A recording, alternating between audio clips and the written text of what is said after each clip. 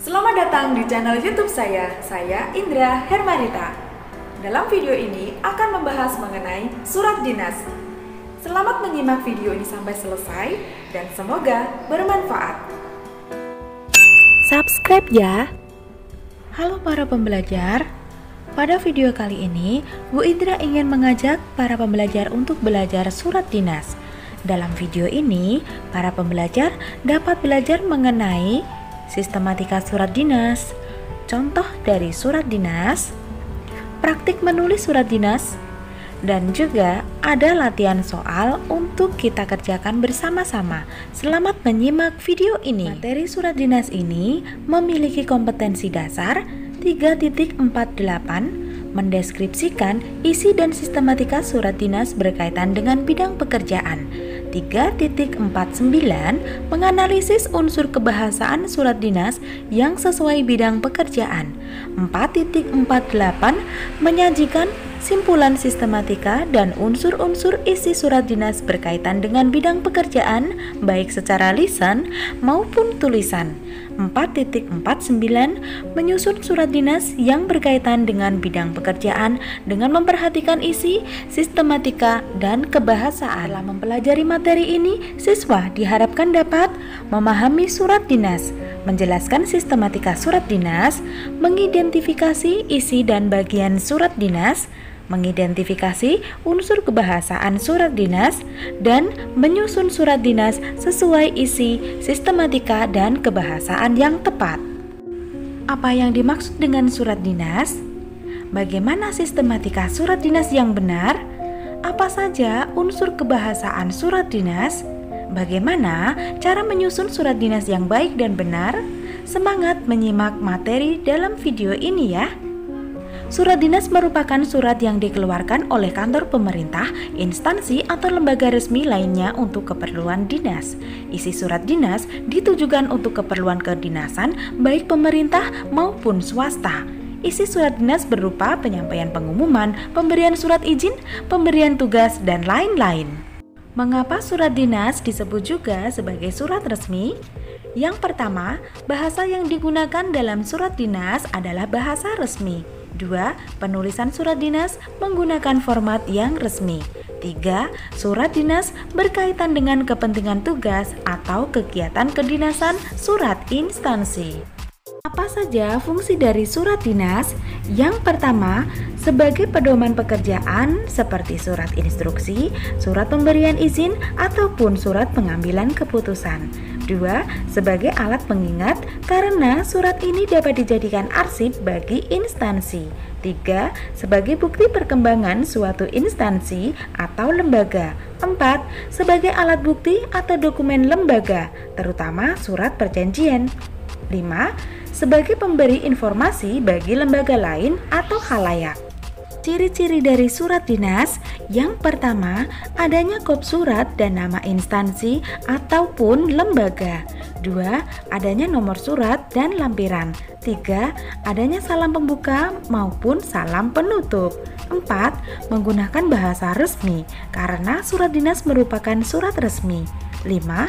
Adanya stempel instansi atau lembaga pada surat. Perbedaan surat dinas dan surat pribadi. Pada surat dinas memiliki kop surat, nama instansi, nomor surat dan lampiran, adanya salam pembuka dan salam penutup, adanya stempel instansi ataupun lembaga pada surat, dan menggunakan bahasa resmi. Sedangkan pada surat pribadi tidak menyantumkan adanya kop surat, nomor surat dan lampiran, adanya stempel instansi, dan biasanya tidak menggunakan bahasa resmi.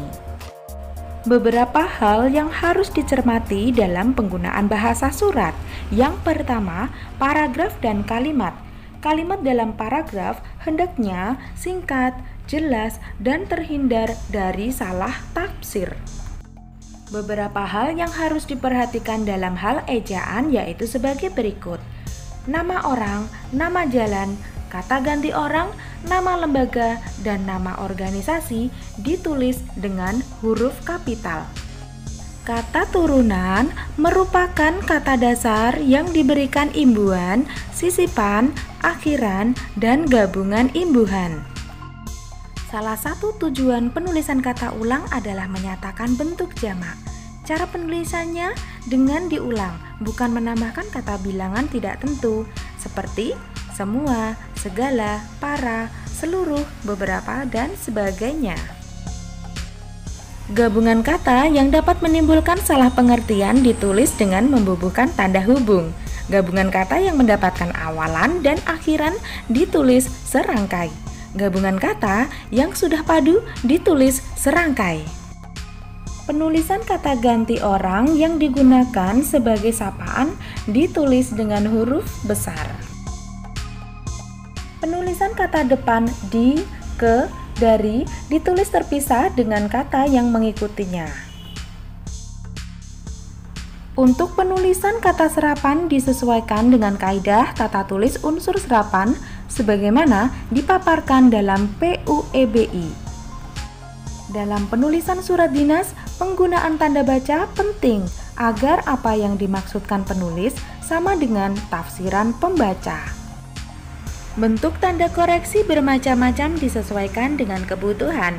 Misalnya tertulis YTH Kepala Sekolah SMK Negeri 1 Purwodadi. Hal ini salah ya. Seharusnya tertulis YTH Kepala SMK Negeri 1 Purwodadi, sebab kepala sekolah. Tidak boleh ditulis kepala sekolah sebab kepanjangan dari SMK adalah Sekolah Menengah Kejuruan. Unsur-unsur surat dinas. Yang pertama, kepala surat atau kop. 2. Alamat dan tanggal pembuatan surat. 3. Nomor surat. 4. Perihal surat. 5. Keterangan lampiran. 6. Alamat yang dituju. 7. Isi surat yang meliputi salam, kalimat pembuka, inti atau isi maksud, serta kalimat penutup. 8. Nama instansi atau organisasi. 9. Tanda tangan dan nama terang. 10. Stempel atau cap. 11. Tembusan. Cermatilah prasyarat membuat surat dinas.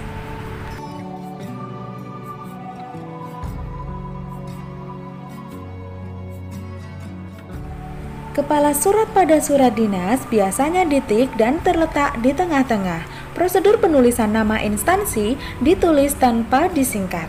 Kepala surat yang lengkap biasanya terdiri atas nama instansi, alamat lengkap, nomor telepon, nomor kotak pos, alamat kawat, dan lambang atau logo. Tanggal surat terletak pada sisi kanan atas, kiri atas, atau kanan bawah. Nama tempat pada tanggal surat dinas tidak perlu dicantumkan karena nama tempat tersebut sudah ada pada kepala atau kop surat. Pada surat dinas perseorangan seperti surat lamaran pekerjaan, nama tempat haruslah dicantumkan.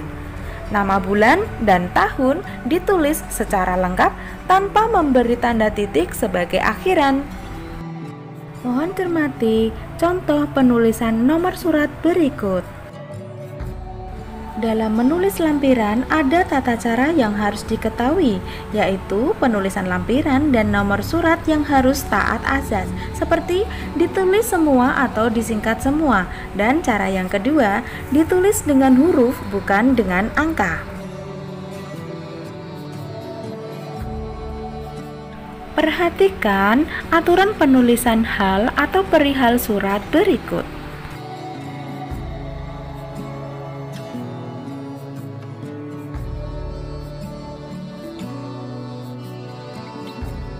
Mohon perhatikan aturan penulisan alamat surat yang dituju sebagai berikut.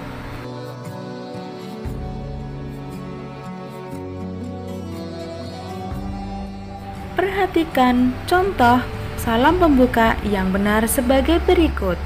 Dalam surat dinas terdapat beberapa variasi yang dapat digunakan sebagai alinea pembuka. Yang pertama, sebagai surat pemberitahuan, permintaan ataupun pertanyaan. Yang kedua, sebagai surat balasan. Ketiga, sebagai surat untuk menunjuk pada dasar surat.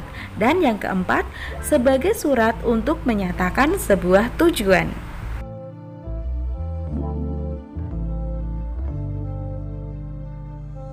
Silakan mencermati pada alinea isi berikut.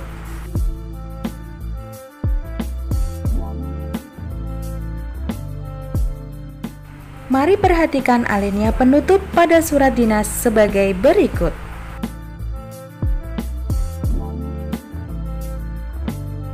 Penutup surat dinas berisikan tanda tangan, nama terang, nama jabatan, dan NIP. Pengesahan pihak berwenang biasanya berupa tanda tangan direktur atau pihak lembaga yang ditunjuk. Tembusan merupakan pihak-pihak yang mendapat salinan surat selain yang dialamatkan. Fungsi tembusan untuk mengetahui kepada siapa saja surat itu dikirimkan oleh penulis surat, selain kepada pihak yang dituju. Perhatikan sistematika surat dinas berikut.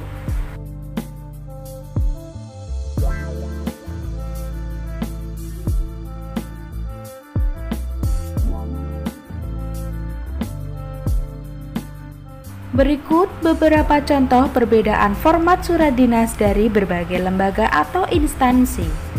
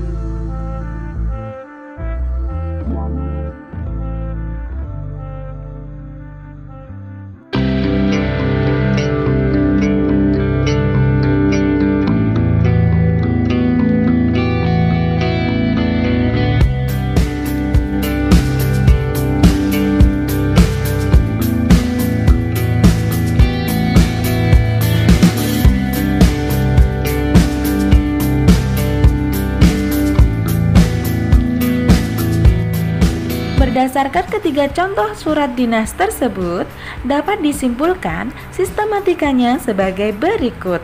Yang pertama, bagian awal surat mencakupi kop surat atau kepala surat, tanggal surat, nomor surat, lampiran, hal, dan alamat surat. 2. Bagian isi surat mencakupi salam pembuka, isi surat, dan salam penutup. 3. Bagian penutup surat mencakupi nama pengirim, tembusan, dan inisial. Berdasarkan isinya, surat dinas dibedakan sebagai berikut.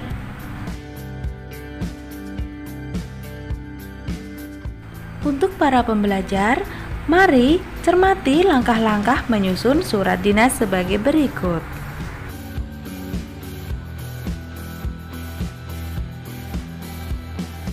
Nah, sekarang siapkan diri untuk praktik menulis surat dinas. Ikuti petunjuk dari Bu Indra dan tulis di selembar kertas kalian ya. Ingat, jangan lupa tersenyum terlebih dahulu ya, agar tetap semangat belajar menulis surat dinas ini. Silakan kalian menuliskan kop surat atau kepala surat. Tulislah kop surat seperti contoh ini. Tulislah tanggal surat dan letakkan pada sisi kanan atas. Tulislah sama persis untuk nomor dan perihal surat. Sekarang saatnya menuliskan alamat yang dituju. Silakan tulis sama seperti contoh ini. Lanjutkan dengan menuliskan salam pembuka sama persis sesuai contoh ini. Silakan melanjutkan untuk menulis alinea pembuka.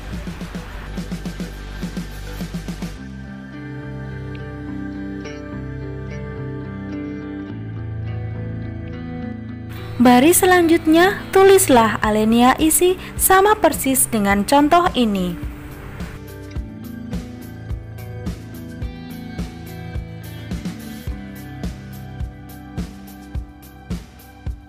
Sekarang, tulislah penutup dan salam penutup. Silakan tulis nama pengirim dan tanda tangan pengirim pada bagian kanan bawah surat. Sejauh manakah pemahaman para pembelajar mengenai materi ini? Silakan tulis di kolom komentar. Ayo berlatih soal surat dinas.